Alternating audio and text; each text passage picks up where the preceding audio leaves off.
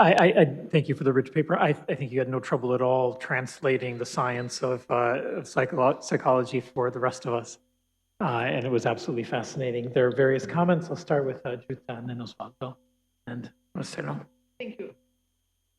Thank you very, very much, Mariana. I learned a lot. Thanks. Now, let me tell you a little bit about Germany. We did many, many studies on stress levels before COVID and then during the pandemic.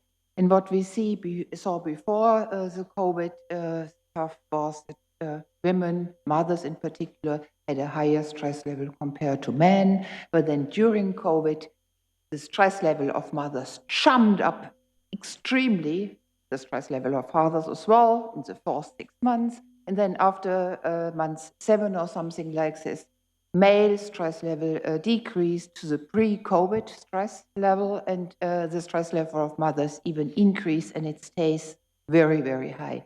In Germany, this led to the consideration to drop the gender care gap and instead introduce a gender cognitive or mental load measure or something like this.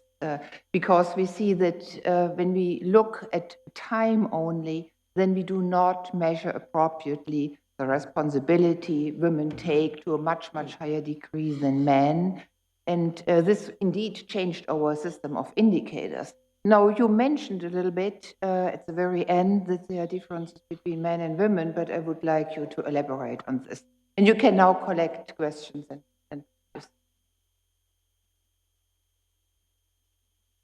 But I apologize. We could talk about that for days, but definitely the levels of stress has been way higher for women. And in the United States, they have been way higher for the minority communities because of a number of access to limited, they were to start with more limited in a number of ways to access to healthcare resources, etc. Yes, with women, there had been mental health issues had been higher. Also in the United States, and I'm not sure if you wanted me to say anything about that, but just I can only confirm what you're saying as a dramatic situation. And but so let me say something important. What I do in that program comes from a line of funding that has relied mostly that originated during the Bush administration to help relationships, and it's part of what they call healthy marriage and responsible fatherhood programs. They have been offered many times just to individuals, not to couples. The idea is that you take what you learn to your family. Guess who have been the ones that have attended the most those programs? Women. So I do firmly believe in bringing as many family members as you can, but particularly men, and to get them involved. Going back to the issue of I have a lot of respect for what women have been doing in terms of the emotional support for our families, but I also believe that the work could be shared. And with that will come many other things. And I think what the pandemic has exposed dramatically has been the role that women have had with the joys and the burden that comes with it. So I do believe that our programs we should try to include men in programs that are oriented towards the family as much as we can. The longer we avoid doing that, the more we're going to perpetuate the problems we have. And I think it's a wonderful opportunity for men as well. I have a colleague that talks endlessly about toxic masculinity and how to change that. And I think it's by involving men. I think when you put men and women working together, there's a lot that come out of that, way more than we work individually.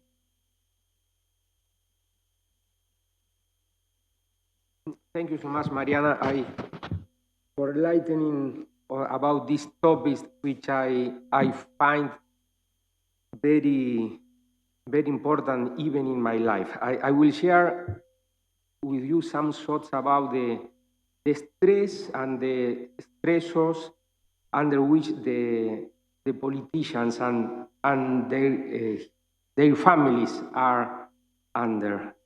When I was coming to Rome, I had the opportunity of writing some ideas about that. And now, listening to you and reading your paper, I would like to share very brief thoughts about this. Because we, the politicians and public servants, are ordinary people under extraordinary pressures, extraordinary level of stress. And our families also suffered from this problem too. I guess that Bernard Shaw sometimes said that politicians and politics is a dog's life without dog's dignity. And our families also are under these sort of pressures. In my humble opinion, politicians and their families are the new lepers of today's societies, because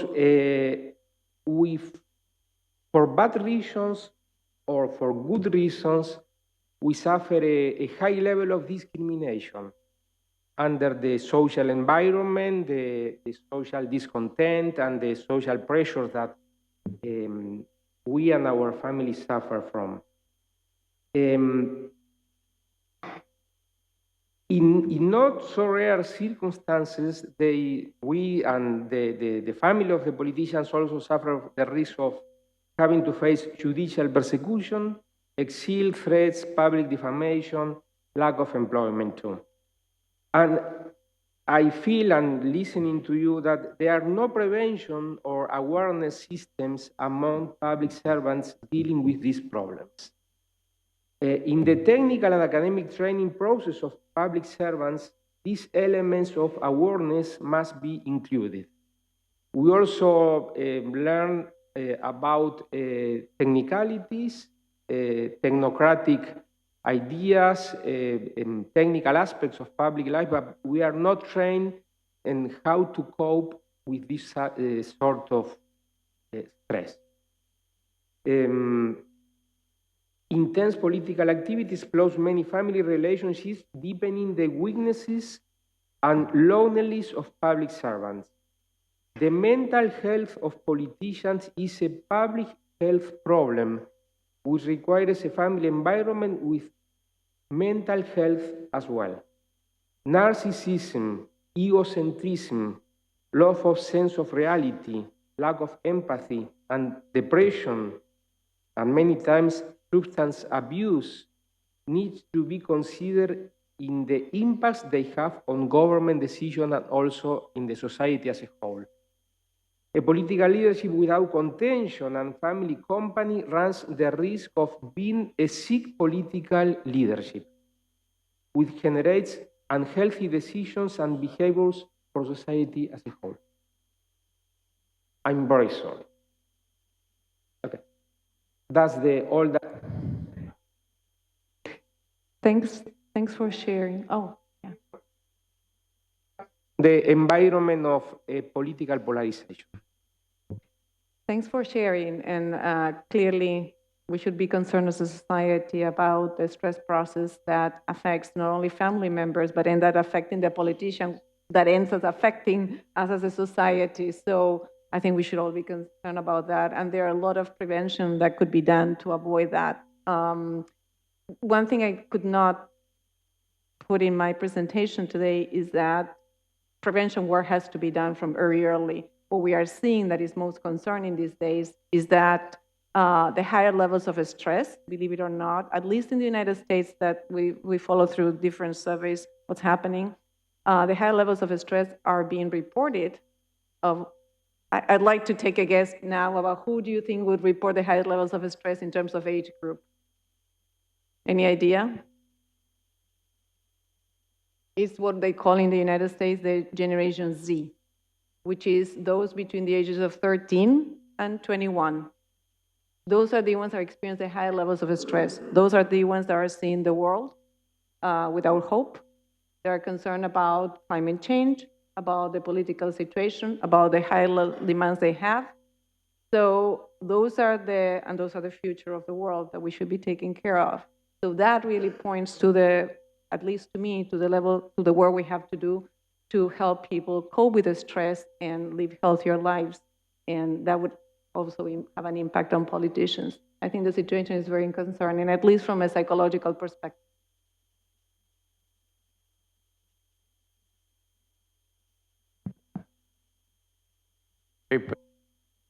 By the way, very interesting speech. come from me. The one you remember in the gospel there, according to Matthew, there are very interesting moment that Christ explained what is his doctrine of the marriage, and the apostles say, "Oh, if this is the situation, it's better to not marry." They say, the apostles. So after your speech, we say, well, it's better not to not marry. But to go, my question is this. No, because this is, for me, the real problem. We have a virus more important than the COVID. The COVID showed this virus. And this, the atheism, the not consideration of God in our programs, in our life, and in the context of the church, and in the Christian context. We speak about a sacrament. What is the idea? All these problems that have the people, also the politicians. Yes, but God, what we not have, you don't speak in one moment about the importance of the prayer. The prayer is absolutely necessary for all man, we say in the gospel.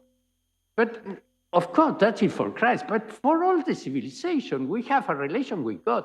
We have a meeting, very interesting here, that in the origin of man, we speak of 3 million years ago, with Copen. Copen is one of the more important specialists about these questions, the paleoanthropology.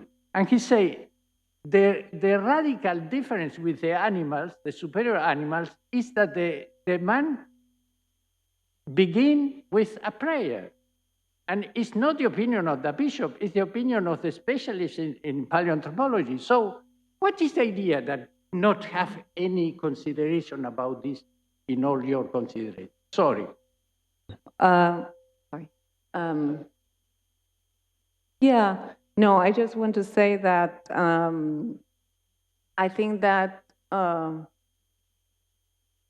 would say I'm going to be broader, and I would say spirituality has a very important role to play, and basically it's like recovering our compass in many ways, but I think providing basically meaning. One of the things that happened during stress and with the crisis that we've been dealing with is like the hopelessness and helplessness that people have been experiencing. And I think that one of the resources, I hate to use the word resources. One of the ways in which people have sort of recovered a sense of meaning in their lives has been through prayer, has been through their spiritual connections, and I couldn't emphasize that more. I'm sorry, I sort of left it out. I'm sort of coming from the field of psychology, where we typically run into the situation of including, religious coping. I just wanted to take it out as from a utilitarian perspective and bring it more into the importance of bringing family together more than anything else. And I hope that I am responding to very indirectly to your question. I can say more. Thank you very much, Mariana. So once more, given the packed agenda that we have for the morning, we have more people who would like to pose questions and comments to you than we have time for at the moment. So in the general discussion, I'll circle back to Virgilio, Jeff, Miss Marcelo, and Ana Marta as well.